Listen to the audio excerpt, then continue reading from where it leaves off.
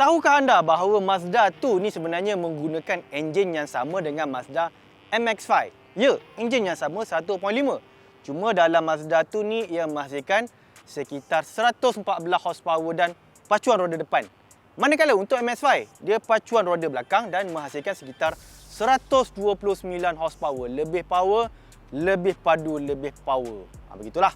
Dan Mazda 2 ni satu ketika dulu dikenali sebagai Mazda Demio. Dalam bahasa Jepun, Demio membawa maksud sesuatu yang lawa. Dalam bahasa Latin, Demio membawa maksud ia kepunyaan saya. Ya, seperti biasa. Sebelum kami membawang, sebelum kita mereviewkan kereta ini, sudi-sudikanlah untuk anda menekan butang like, menekan butang subscribe dan menekan butang share dekat YouTube, TikTok, Instagram dan juga Facebook Mekanika Malaysia. Dan jangan lupa WhatsApp saya.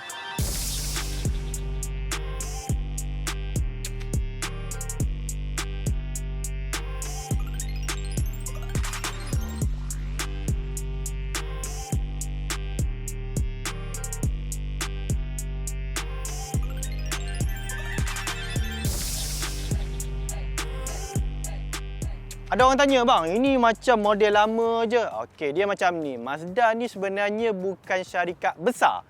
Dia adalah sebuah syarikat kecil.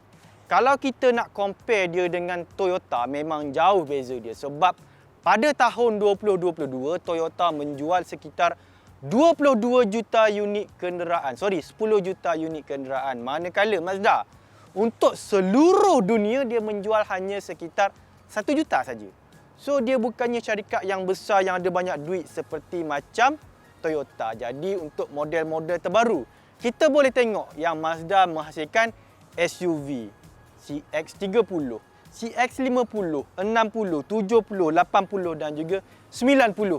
Terlalu banyak SUV untuk memastikan company Mazda ini terus boleh hidup, terus boleh wujud di atas dunia ini.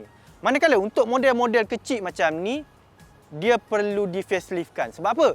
Sebab mungkin dia dah tak ada bajet untuk menghasilkan platform baru, menghasilkan satu kereta kecil untuk pasaran satu dunia. Jadi daripada dia membazirkan duit buat kereta baru dan tak ada orang beli, baik dia faceliftkan saja. Dan untuk tahun 2023 ini adalah facelift yang kedua diterima oleh Mazda 2 sebenarnya. Okey, kalau kita tengok kan, tak berapa banyak perubahan fizikal yang dibuat oleh Mazda untuk kereta ini. Yang pertama, dia telah menggunakan warna baru. Khas untuk ni dia dinamakan sebagai warna Airstream Blue. Manakala untuk rekaan depan dia nampak lebih muda, nampak lebih bergaya, nampak lebih fancy. Ya, selain pada warna tu, dia telah buat beberapa perubahan kecil seperti untuk front grille kat depan tu, dia delete warna chrome, dia letak warna hitam, dia delete fog lamp dan untuk sport rim juga dia tukar kepada sport rim 2 tona yang lebih baru.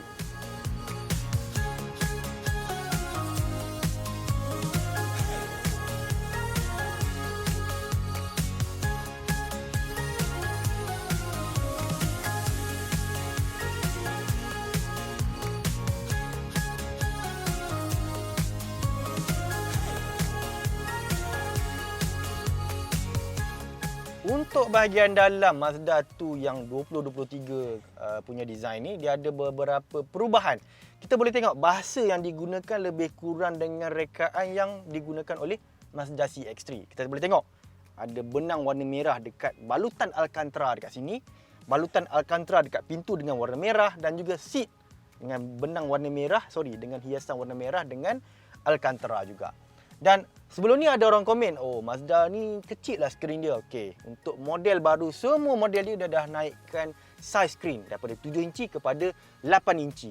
Dan untuk kereta ini juga, selain daripada benang warna merah, dia menggunakan insert warna merah untuk corong penyaman udara. Baru nampak lebih sporty dan bergaya daripada model yang sebelum ini. Cuma sayangnya, dari segi kat depan ni, dulu saya suka kat depan ni ada head-up display. Satu-satunya kereta dalam segmen ni ada head-up display. Sekarang tu dia dah delete. Dia dah ubah meter. Dulu meter kat tengah ni dia pakai meter RPM. Sekarang ni meter tengah ni meter speed. Manakala RPM dia ubah ke tepi. Jadi macam tak berapa sport sangat. Saya lagi suka meter yang lama. Manakala untuk pemanduan pula dia tambah dengan satu passive auto cruise.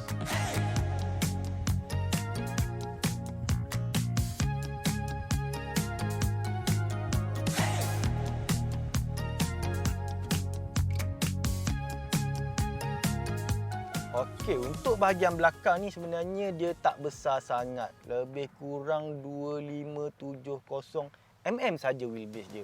Jadi, belakang ni memang kalau saya dah letak cushion depan ni ikut saiz badan saya, inilah ruang yang saya dapat. Malah kalau saya pasang car seat, anak saya nak keluar dari car seat, saya kena tarik seat ke depan, baru anak saya boleh keluar. Tapi bersyukurlah daripada korang bawa CRZ, daripada korang bawa Mazda Miata yang memang langsung belakang tu memang seksa gila nak duduk. Dan satu benda yang saya nak komen ialah seat dia agak tegak sikit. Dan untuk bahagian belakang kita masih menawarkan sekitar 280 liter ruang kargo. Kalau kita berlipat dua-dua seat belakang ni, kita boleh dapat sekitar 950 liter ruang kargo. Boleh tahan jugalah.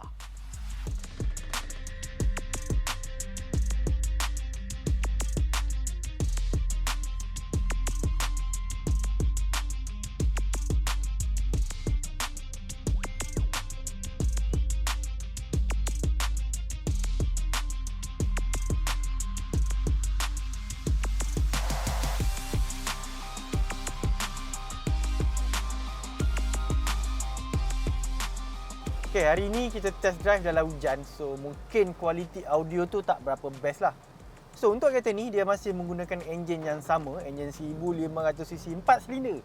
Yang menghasilkan sekitar 114 horsepower dan 150 Nm torque. Boleh lah untuk kereta 1.5. Berat kereta ni pun tak berat sangat. Dalam 1.1 tan. So, pecutan dia tu, kita tak ada dataran. Kita tak ada data dia. Cuma dari segi feel tu, not bad lah. Sebab kereta ni kecil dan power. Kita rasa power to weight ratio tu just nice untuk kereta ni.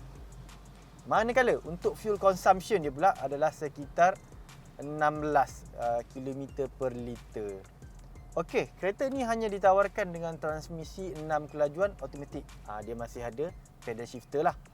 Dan dalam kebanyakan masa sebenarnya kereta ni dia akan rasa malas pada kelajuan 110 hingga 130 km sejam. Kalau kita nak rasa power sikit, kita gunakan sport mode dan gunakan pedal shift.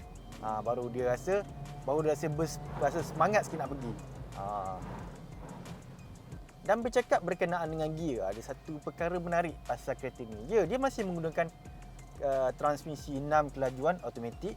Kalau kita nak compare atas kertas tu, di sini lagi power. Tak, sebenarnya kereta ni dia ada beberapa perubahan teknikal. Yang pertama, dia gunakan clutch yang lebih besar berbanding dengan gear tu sendiri.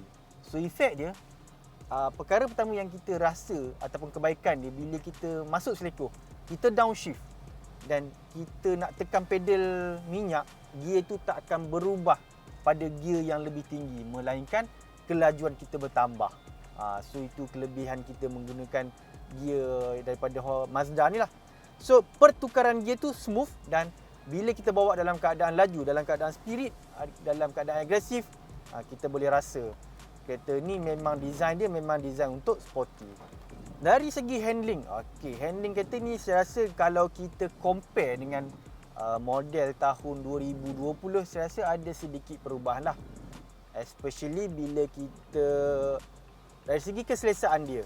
Walaupun dia masih menggunakan tayar Dunlop yang sama, tapi bila saya tengok tayar tu sebenarnya ada perubahan dari segi kadar kehausan. So, dia menggunakan track wear rating sekitar 240. So, saya rasa mungkin tayar yang digunakan tu lebih lembut, lebih melekat di seleko dan kita sebenarnya boleh rasalah. Dan in fact, kalau kita rasa dari segi driving tu sendiri, kita boleh rasa kereta ni sebenarnya lebih lembut sedikit berbanding dengan model yang lama. Dan ada dekat housing tayar ataupun wheel arch tayar tu sendiri ada beberapa penebat bunyi yang telah dipasang dekat bahagian tayar. So, ini menjadikan kereta ni lebih senyap. Sebagai contoh, bila kita bawa 120 km sejam, kadar kebisingan bunyi dalam kabin adalah sekitar 68 desibel sahaja. Walaupun bunyi dekat tayar tu senyap, tapi sayangnya bunyi dekat bahagian bumbung ni bila air hujan menitik, dia terasa sikit lah. Dan bercakap balik berkenaan dengan dynamic handling tadi, wheelbase kereta ni 2570. Jadi bila kita bawa orang ramai, kita bawa laju sikit, kita boleh rasa kereta tu agak pitching sikit. Dia lembut, tapi kalau kita terlebih agresif dengan ramai penumpang, dia akan jadi kurang sedap sikit. So dia kalau kita nak compare dengan Mazda 3, then Mazda 3 of course lah lagi sedap Mazda 3. Dari segi safety, kereta ni sebenarnya dia masih mengekalkan platform yang lama tahun 2014 lagi. So dia masih hanya ada 2 airbag saja. Sebab apa? Sebab macam yang saya cerita tadi, memang Mazda mungkin tak merancang pun untuk menghasilkan satu model yang baru untuk menggantikan Mazda 2. So dia masih menggunakan platform yang lama. Kalau kita compare pesaing dia dah guna platform yang barulah. Dan untuk kereta ini juga dia tak ada AEB, dia tak ada kamera 360 darjah dan tak ada blind spot. Untuk model yang baru ini juga dia hanya ditambah dengan ciri sensor, iaitu lampu depan datang dengan sensor automatik serta wiper dengan sensor sahaja.